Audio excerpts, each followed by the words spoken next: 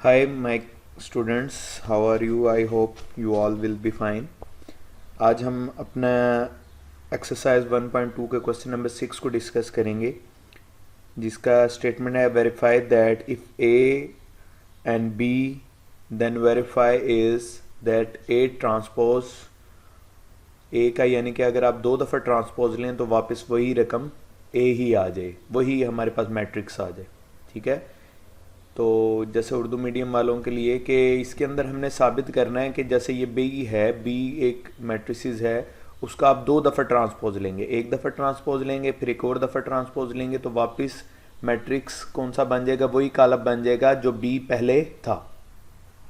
इसको यूँ समझ लें कि ट्रांसपोज कॉलम की हमने क्या तारीफ़ की थी कि कतारों को कॉलमों में तब्दील करना।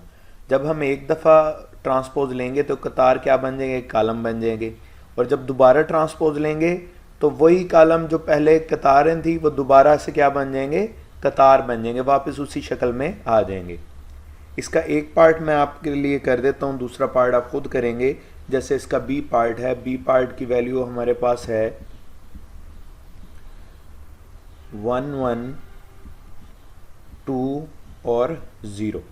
ठीक है, इसके लिए आप सिंपली ये जो फॉर्म है B transpose double transpose B, ये आप यहाँ लिखें, बी ट्रांसपोज इसके ऊपर transpose is equal to B matrix या बी कॉलम। अब बी की जगह आप बी लिख दें, इट मीन्स बी की जगह कौन सी वैल्यू लिखेंगे, ये जो बी की वैल्यू है हमारे पास, ये बी की जगह आप लिख देंगे जो बी वाली वैल्यू है। ठीक है, कौन सी है हमारे पास बी वाली वैल्यू, आप देखेंगे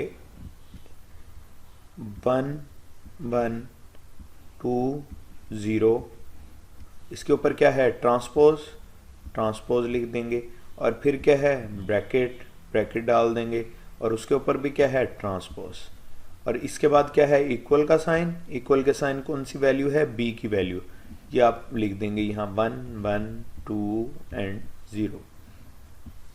अब हम क्या लेते हैं, ये वाला जो पहला ट्रांसपोज है, ये जो ट्रांसपोज है ये अप्लाई करने लगे। जब पहला ट्रांसपोज आप अप्लाई करेंगे तो जो ये कतारें कॉलम बन जाएंगी, यानी कि रोज कॉलम बन जाएंगे। 1 1 पहले एक कतार थी, अब ये क्या बन गई, कॉलम बन गई। 2 0 दूसरी कतार थी या रो थी, तो ये दूसरा कॉलम बन गया। ठीक है, अब ये वाला ट्रांसपोज हमारा कंप्लीट हो गया। ठीक है, ये वाला एक ट्रांसपोज कंप्लीट हो गया। अब हमारे पास जो ये वाला ट्रांसपोज है ना, ये वाला, ठीक है, ये यहाँ पर आ गया। ठीक है, एक ट्रांसपोज हो गया और एक ट्रांसपोज रह गया। ठीक है, और ये एज इट इज आ गई हमारे पास। ठीक है, 1 1 2 0, ये एज इट इज आ गई।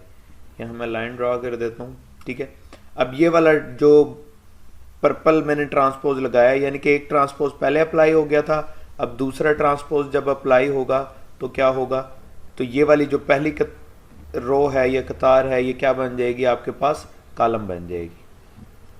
जैसे ये 1 2 हो गई, और ये जो दूसरी 1 0 है, ये दूसरा कॉलम बन जाएगी 1 0। ठीक है, और इक्वल के दूसरी तरफ तो वही सेम वैल्यू आ रही है 1 1 2 0। अब देखें कि जब हमने 2 दफ़ा ट्रांसपोज लिया, एक दफ़ा ये वाला ट्रांसपोज लिया, एक दफ़ा ये वाला ट्रांसपोज, यानी कि ये वाला पहले ट्रांसपोज लिया था और यहाँ दूसरा, तो 2 दफ़ा ट्रांसपोज लेने के बाद हमारे पास दोनों वैल्यू क्या आ गई, सेम आ गई, और यही हमने साबित करना था कि दोनों वैल्यू क्या होंगी, इक्वल होंगी। ठीक है, तो ये बड़े इजी क्वेश्चन है। ठीक है, आई होप इसका समझ आ गया होगा आपको। इसका ए पार्ट आप मुझे करके मुझे लाजमी कमेंट बॉक्स में शेयर करेंगे।